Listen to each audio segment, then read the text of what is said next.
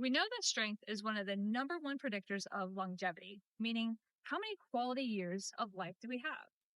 Well, the crazy thing is that strength helps with metabolism, blood glucose regulation, brain health, heart health, and decreased risk of osteoporosis.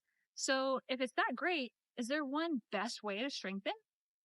Hi, I'm Dr. Jess. I'm a physical therapist, and I've been obsessed with longevity for the past 20 years and helping people get the most out of the time they spent trying to improve their health.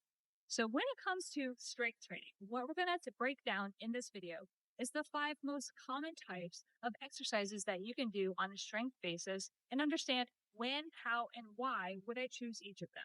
So, the 5 ways that we use our muscles are concentrically or shortening that muscle to do a movement.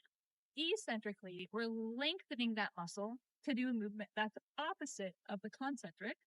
Then we have plyometric, which is going to be a very quick back and forth type of movement, which is going to be different than power, which is where we're going to do a really high load but forceful movement. And then finally, there's going to be endurance. That's where we're just going to maintain the contraction, but for a long period of time. Each of them has a different purpose. And so how we strengthen really is going to match our function when we understand how to best utilize each of these types of contraction. So number one is concentric. This is probably the easiest contraction that most people can do because we're going to take a muscle and we're going to shorten that muscle. So for example, my biceps here, as I shorten the muscle, it's going to bend my elbow and that's going to lift the weight. And so there's a lot that I can do with form and technique to make sure it looks good. But more or less, what I'm trying to do is resist that with some form of weight, kettlebell, resistance band. It doesn't matter. As long as you're resisting it, you're making that muscle do work as it shortens. This is going to protect us in phases of movement where we have shortening based activities. So, for example, with my tricep on the back of my arm, when I shorten it, it extends my elbow. So, when I do concentric tricep contractions, that's going to help me when I reach for things. When I do concentric bicep curls, that's going to help me lift things. So we want to match the training to the function that we'd like to be able to do. So if I'm a mom and I want to be able to pick up my kids, if my kids weigh 50 pounds, I shouldn't be lifting just 10 pounds in my hands, right? My kid weighs 50. I want to go heavier with that load and start to load myself in some sort of concentric contraction with that heavier weight to match my function. Now, if I don't lift heavy, and let's say I have an occupation where I need to do like more like lighter based things, but for a long period of time, then I'm going to match that type of workout to whatever occupation I have or sport that I have.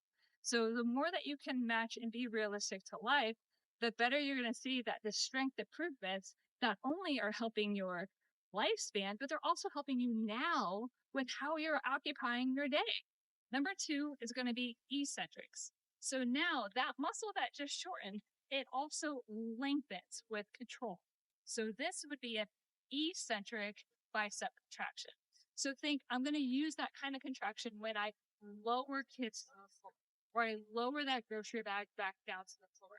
That's going to be in control as long as I have the strength to do it versus letting it fall down. Notice all that stress that just happens to my body when that's how back injuries happen, neck injuries happen, because we don't have the eccentric control to lower weight. This is super common, especially when we're doing any sort of like a lifting activity. We forget we load it really, really well when we lift.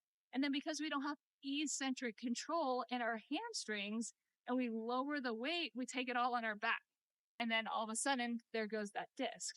So when we use eccentric contractions, we just think it's the opposite of concentric.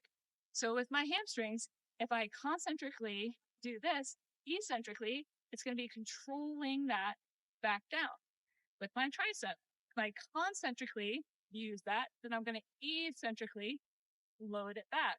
So the real answer is we should be working the muscle in both directions. And the easiest way to do that is just finish the movement in a clean manner through the full range of motion that you control.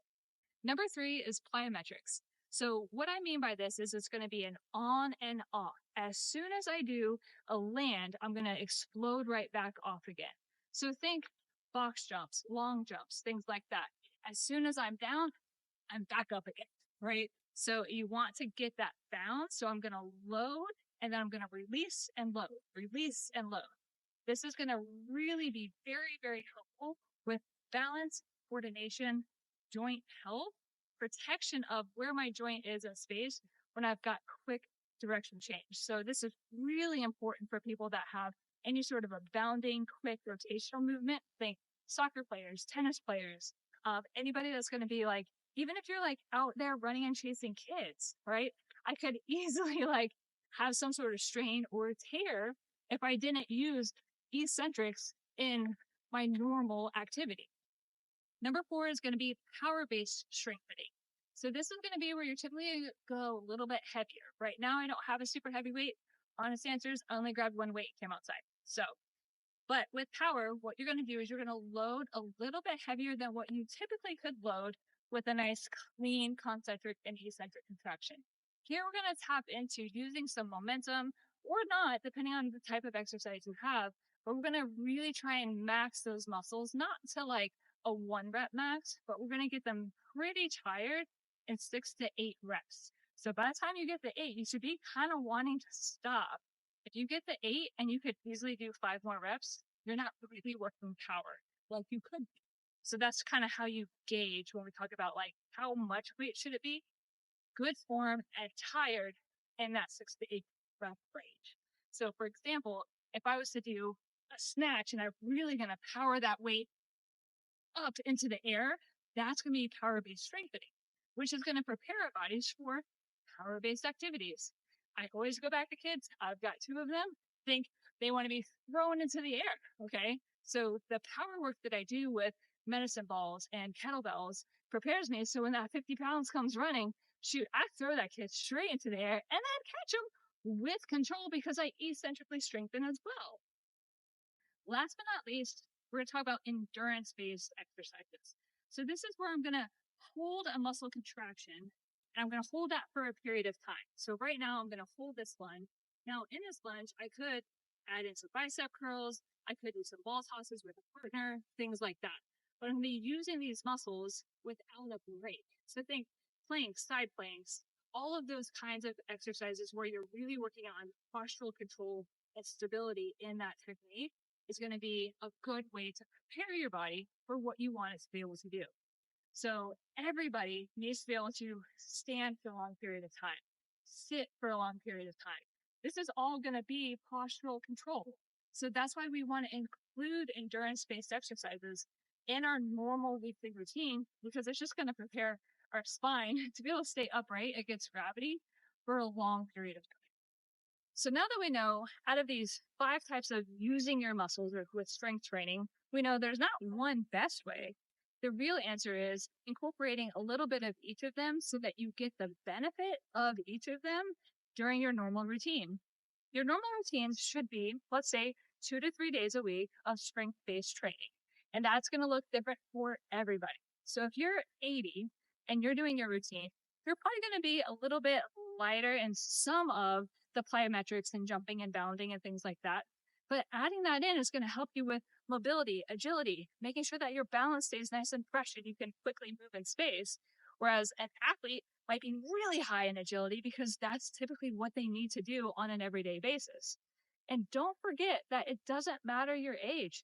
Power-based training, when you have good control and good technique, is going to be really good for bone density, for the health of the joints. So we think arthritic changes, things like that. We really want to have that nice solid power around all of the joints to prevent that breakdown that doesn't need to happen.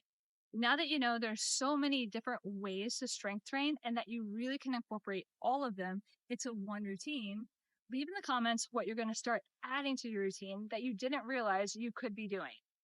If you want to see more videos like this to help you on that longevity journey, check out this video.